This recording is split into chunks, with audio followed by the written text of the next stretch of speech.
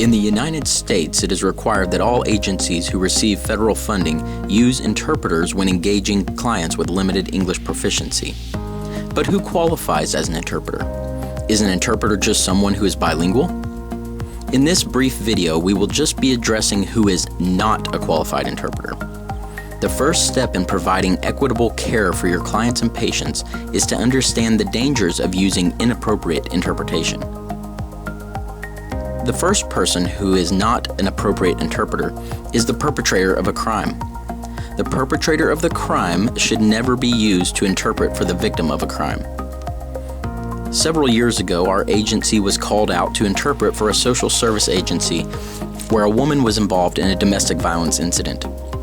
This individual had 2 black eyes at the time of our meeting, but the police report indicated that there was no physical violence and that neither party accused the other of wrongdoing. As it turns out, the police utilized the husband as the interpreter for the wife, and not surprisingly, he did not interpret what she said accurately.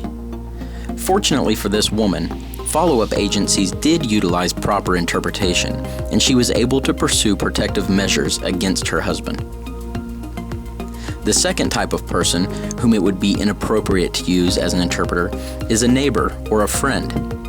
Not only is this a violation of your client's right to privacy, but it is also an unreliable way to gather accurate information. In another example, our agency worked with a social worker who had been communicating with a limited English speaker using a neighbor. This had been going on for some time. Unfortunately, during the course of this intervention, the neighbors had a dispute, and the neighbor who was supposed to be interpreting was actually giving misinformation and changing the message of the limited English speaker to get her in trouble. By the time our agency got involved to provide proper interpretation, it took a great deal of time to unravel the web of inaccuracies and half-truths. The last group of unqualified individuals are the most commonly used: children. I can't tell you how often we see and hear of children being used to interpret for their parents in all sorts of inappropriate situations. If you get only one thing from this video, please stop using children to interpret.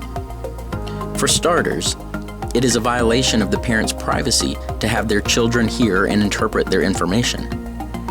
Second, much of what we interpret is dark and heavy material. Children do not need to bear the weight of hearing and passing along such disturbing information about their parents.